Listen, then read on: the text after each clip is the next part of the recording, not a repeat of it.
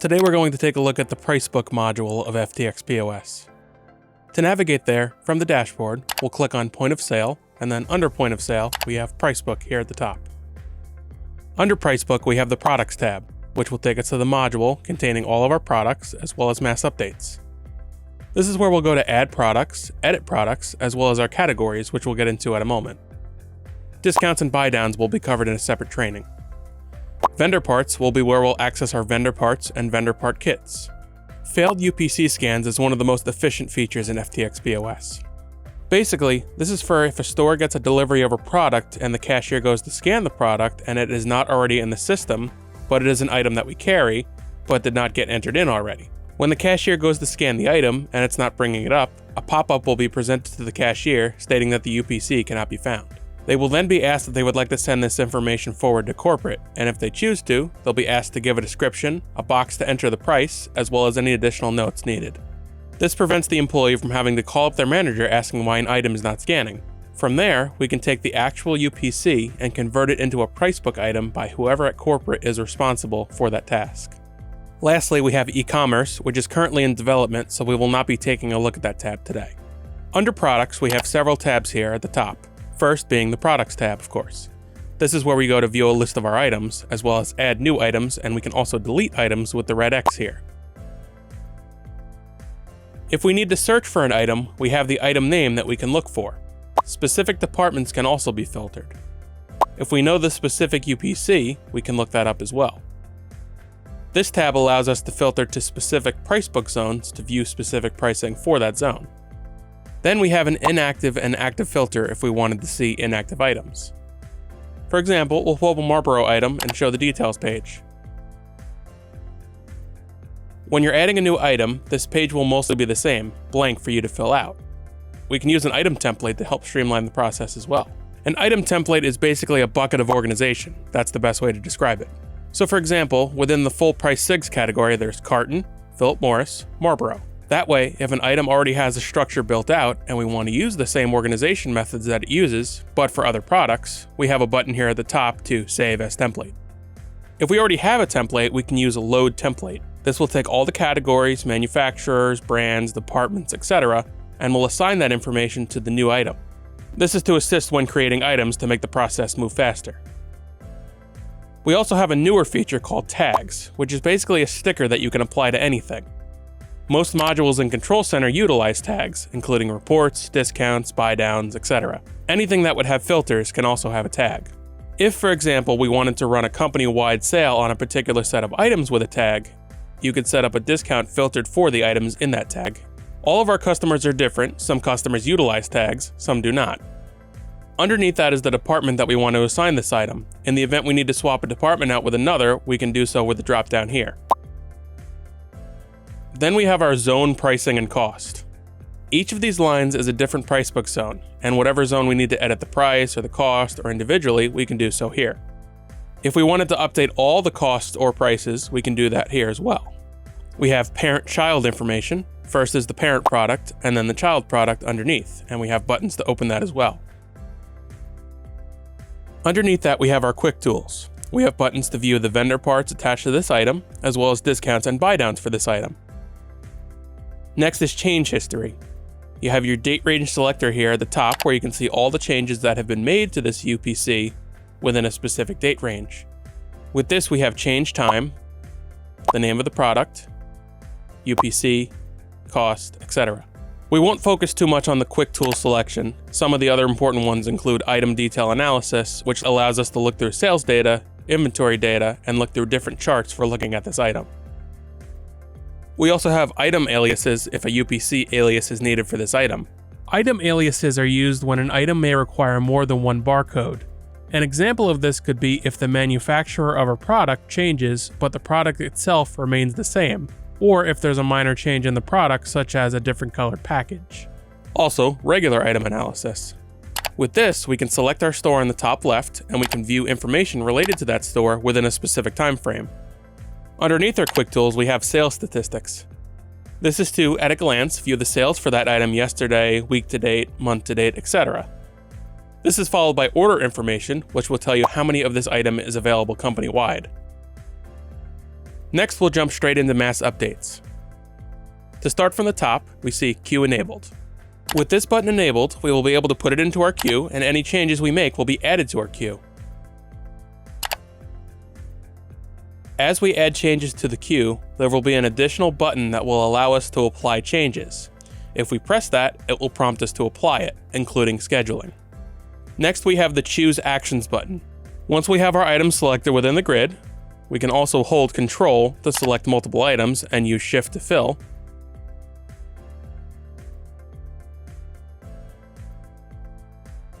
We can click this green button, and this is our mass update screen. At the top, we have our action, our price changes, our cost update, as well as utilities. Utilities opens up several other modules. For example, we can mass add products to Buydowns, discounts, commissions, etc. We also have the option to send a to-do list to print labels for a list of items that we have selected. We can also mass add items to campaigns, price exceptions, item sales limits, etc. Next up is zone utilities for price and for cost. If we already have a well-established price zone and we need to update the cost and price of another zone to mimic it exactly, we can copy the pricing from one zone to another using this. Additionally, we can also add or subtract dollar amounts or percentages from the zone that we're copying from. Then we have uplifts. If we use uplifts, we have the ability to mass add products to an uplift. Next is update fields, which allows us to take a list of products that we have selected here on the left and change the type of information that we can select here. If we wanted to, we could change the department, the category, the tag, manufacturer and brand. Really, any information that detailed item analysis we pulled up earlier, all of this can be changed in mass updates. An example of what this could be used for is mass swapping departments. Perhaps a whole line of products was added by accident, or if you accept vendor orders via EDI and the vendor sends you a list of new products. By default, they'll all be categorized. With this feature, however, you can grab them from that department and mass assign them to their correct location. Next is min-max updates, so we can update our min-max values for reordering. Lastly, online order settings for e-commerce. We have mass update options for those once they go live. Now that we've run through all of those options, if we were to set a standard price change, maybe to 5, after we type a value for the change, a little preview button is going to highlight here, and we have to click that before we're allowed to proceed further. This is going to show us a list of items that have been selected along with the new information that we are assigning. We have the option to select from a list of zones to also make this change located on the right side. Then here at the bottom, we have 2 green buttons. We have Apply Mass Update, which, if the queue is not enabled and we click Apply, it'll apply that change immediately. If the queue is enabled, however, it'll add these changes to the queue instead. Then we have Add to Apply List, which allows us to make changes and create a list of those changes and allows us to make other types of changes.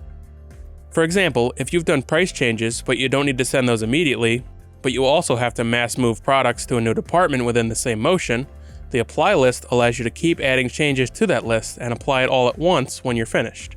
You can also schedule it for a later time. This is to prevent having to make changes all at once. To demonstrate the queue, we can click Apply Mass Update, which will give us a pop-up that the changes are now going to be applied. If we make an extensive list of changes, this will break those down into different types on a line, such as standard price changes, one for utilities, department change, etc. We can then click Apply, and this will give us a success message. And then at the top here, we can see that the queue now has 9 changes queued up.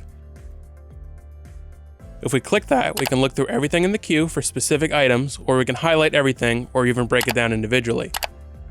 For example, if we need to choose just Barq's root beer and cream soda, we can select what we need and then click Process Queue, or we can schedule it for a later date with the Schedule button. We can click the Schedule button and then choose which date and time we'd like to schedule that change for. If we make a mistake, we can go back to the Mass Update screen and under Undo Changes in the top left corner, highlight those changes and then undo them with this button. Next is our Schedule button and also the Compare Zones button. For example, we can take one price book and compare it to another. A very quick at a glance way of looking at any discrepancies between zones.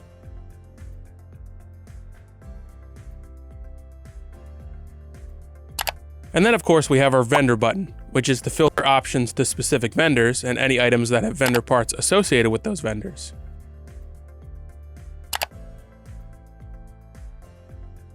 Underneath that, we have a search bar. With the current filter set it has right now, we can look for item names, for example, Marlboro, and it's going to pull up all of the items with the information that we typed. Additionally, with this blue filter type button, there's a drop-down that allows us to select different categories such as departments, manufacturers, vendor parts, etc. We can also choose if we want to only show active items, all items, only inactive items, or deleted items. Then we have our category tree, which allows us to expand out each category that contains the item that you wish to mass update. At the bottom of categories, we have Pricebook Zone selection. Also, if we select everything and right-click, we'll be given a few additional options such as flagging entire product lines as inactive if you're getting rid of them, and also mass delete products. Next would be price exceptions. If we click this tab here, it's going to show us a list of all the existing price exceptions. But if we need to add a new one, we can do so by clicking Add New on the top right. This will take us to a screen where we can add different levels of pricing. So we can do a static price change, add a dollar amount for an existing amount, etc. We also have our item assignment and location assignment here on the top right. Then we have our categories, which we can go to configure here. If you ever need to edit a category you have, you can do so here. Selecting categories on the left and right-clicking brings up a pop-up that lets us expand all, collapse all, or add to a new category. Adding a new category adds a major category, and we can also add a subcategory. We can also remove or rename a category.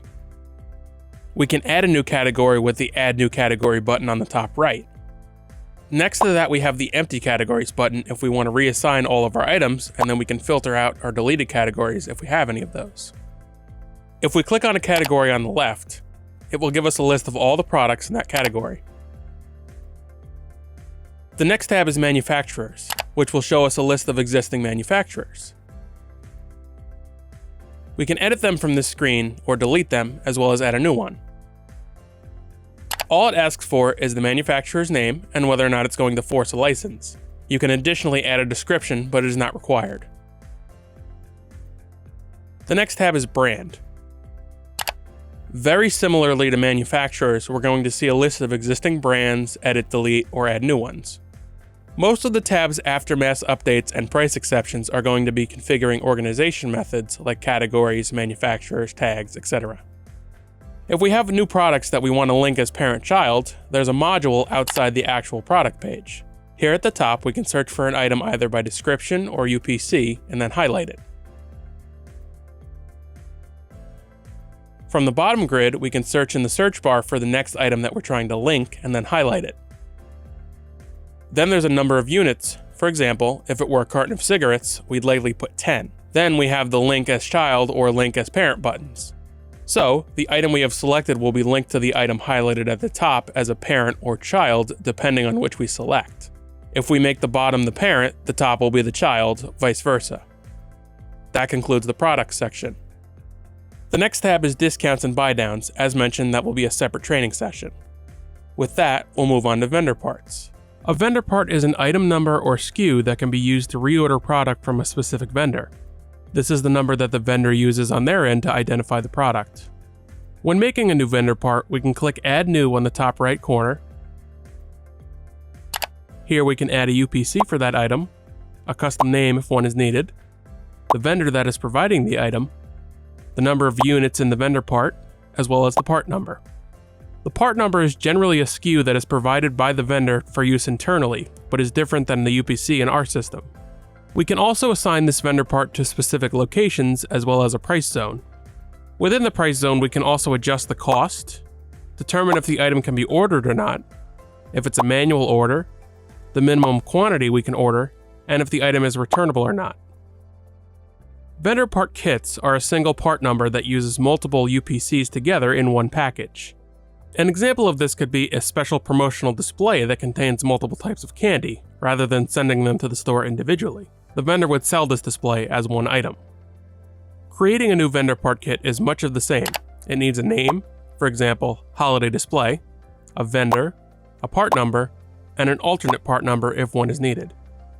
As with vendor parts, we can assign specific locations as well as determine the Pricebook Zone, if it's returnable, if it's a manual order, as well as manage which products are included within the kit.